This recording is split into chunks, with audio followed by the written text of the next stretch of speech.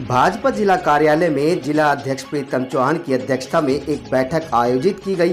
बैठक में मुख्य वक्ता के रूप में प्रदेश संगठन मंत्री फणींद्र नाथ शर्मा मौजूद रहे।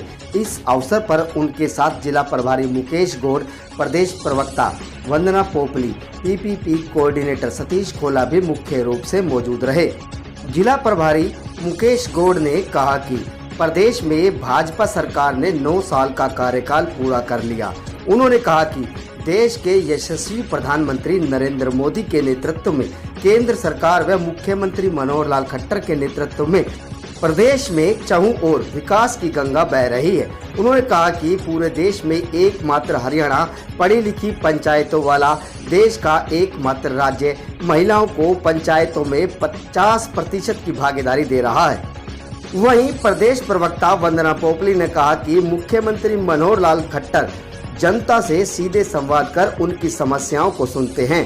उन्होंने बताया कि वर्षों से चली आ रही समस्याओं को भी भाजपा सरकार ने सुलझाने का काम किया। उन्होंने बताया कि अभी हाल ही में मुख्यमंत्री ने राजस्थान से धारवाड़ में आ रहे गंदे पानी को रोकने का कार्य किया, जो समस्या पिछले काफी समय से चली आ रही थी।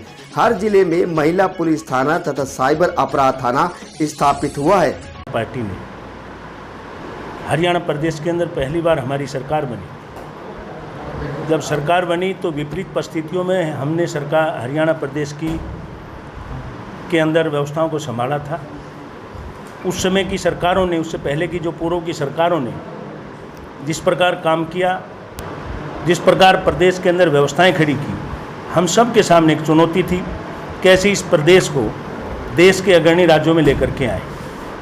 और माननीय मनोहर लाल खट्टर जी के नेतृत्व में हमें इस बात का फख्र और गौरव की अनुभूति है कि हमने लगातार 9 वर्षों तक लगातार प्रदेश को आगे बढ़ाने में अपनी तरफ से योगदान दिया। इसका सबसे बड़ा कारण ये था, मनोहर लाल खट्टर जी जब मुख्यमंत्री बने उससे पूर्व उनके पास देश भर के अंदर अंत्योदय का विजन जो है, भारतीय जनता पार्टी का जब गठन हुआ, जैसा कि बाकी जो पार्टियां बनती हैं उनका उद्देश्य सत्ता की प्राप्ति होता है, परंतु भारतीय जनता पार्टी का जब 52 में गठन हुआ 1952-53 में, तो हमारा पहले दिन से विजन क्लियर था, अंत्योदय, अंत के व्यक्ति का कैसे उदय हो।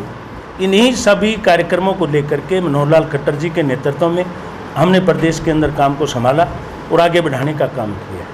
आप सब ने देखा इन 9 सालों में हरियाणा प्रदेश ने किस प्रकार प्रत्येक क्षेत्र के अंदर, चाहे युवाओं के रोजगार को लेकर के हो, चाहे उद्योग को लेकर के हो, चाहे वो सामाजिक समरसता के ढांचे को लेकर के हो, चाहे वो जिस प्रकार की पर्ची और खर्ची को लेकर के हरियाणा प्रदेश के अंदर पहले की परंपराएं थी उनको तोड़ करके हमने आगे बढ़ाने का काम किया। मैं बेरोजगारी के ऊपर बात करूं, पूर्व की सरकारों के मुकाबले हमने 9 वर्ष के अंदर तकरीबन 1,10,000 सरकारी नौकरियां दी हैं।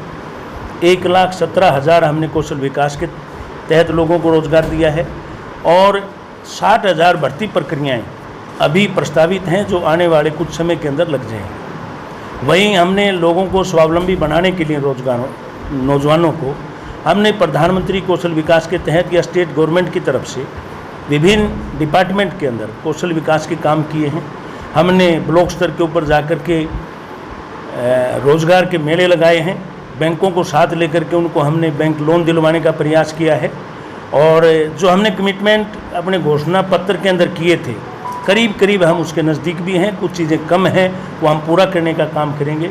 चाहे में बुढ़ापा पेंशन हो, सामाजिक समरसता की चीज़ें हैं, हमने 1,000 रुपये से स्टार्ट किया था, आज 2,750 रुपये हम देते हैं। चुनाव से पहले का हमारा 3,100 रुपये का वादा था, ये इस साल के 1 जनवरी के आसपास में पूरा होने का काम करेगा।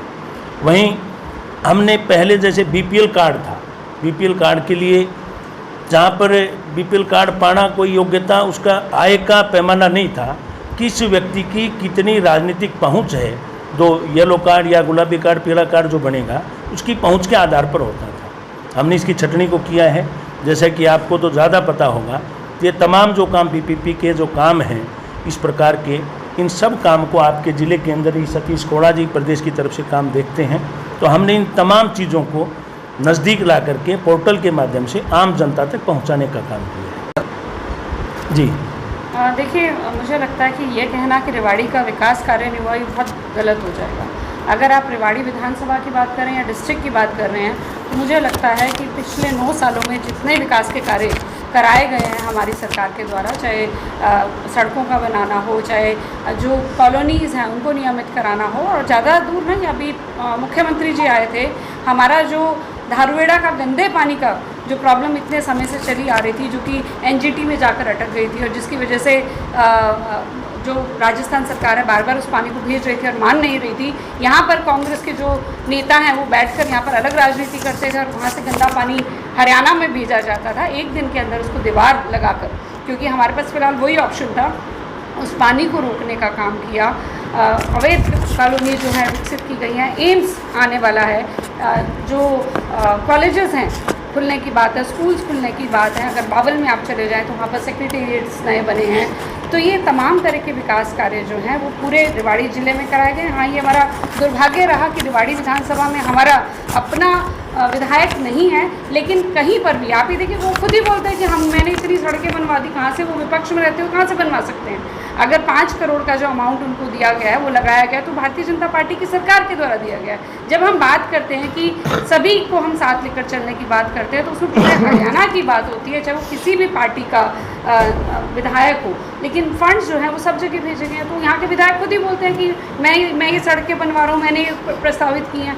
तो वो अपने कोई कांग्रेस सरकार के पैसे उसे नहीं कर रहे हैं या कांग्रेस कुछ उनको पैसे देकर गई हो, ऐसा नहीं है। ये भाजपा सरकार द्वारा जो है विकास के कार्य कराए जा रहे हैं। बहन जी, और विकास की गुंजा भैया को रेवाड़ी में 2020 में 100 बेड के अस्पताल को 200 बेड की करने की घोषणा, आज तक एक ईंट नहीं लगी। 2015 में घोषणा हुई थी कि बॉयज़ कॉलेज बनेगा मुख्यालय पे, आज तक एक ईंट नहीं लग पाई। तमाम इस तरह के काम है कि जो आज तक काम शुरू ही नहीं हो पाए। तो किस तरह का आप विकास की बात करते हैं कि आप गिनाने बैठे? रेवाड़ी तो आज भी खाली आते हैं। देखिए, मुझे लगता है कि सदियों के मुद्दे जो हैं वो हमने खत्म नहीं, मैं आपको मेरी पूरी बात सुनिएगा। वो मुद्दे हमने ख़त्म किया। अंडरपास की बात कर लीजिए, हमारा पूरा शहर 2 पार्ट में डिवाइड होकर रह गया था। आप सभी जानते हैं इस चीज़ को, मुकेश जी जानकर को हैरानी होगी कि अगर कोई बीमार हो गया तो आना है तो 2 फाटक पार करके फिर आना पड़ता था, उसके लिए इंतज़ार करना पड़ता था, बुरा हाल भी हो जाता था, मृत्यु भी हो जाती थी व्यक्तियों की। अब अंडरपास बन गया है। आप ये देखिए, ट्रामा सेंटर खोल दिया, लेकिन ट्रामा सेंटर और जो हमारा हॉस्पिटल है उसके बीच में ब्रिज बनाना और वो सब, ये जो सब काम है ये हमारी सरकार के द्वारा कराए जा रहे हैं। और आने वाले समय में भी और चीज़ें प्रस्तावित है। अभी मूलचंद शर्मा जी आए हैं, उन्होंने बसेस को स्टार्ट किया है। और बस स्टैंड नहीं सुनिए, मैं इसमें ऐसा है, बस स्टैंड का जो इशू था, बस स्टैंड का जो इशू है वो बहुत हद तक क्लियर करके गए हैं कि नया बस स्टैंड जल्दी बनेगा। वहाँ पे जो कुछ इशूज़ थे उनको क्लियर किया गया है। और ई सर्विस स्टार्ट कराना, विधायक नहीं है क्या, उसकी वजह से काम नहीं हो पाई? ये नहीं, मैंने ऐसा एक बार नहीं, ऐसा नहीं है। विधायक को भी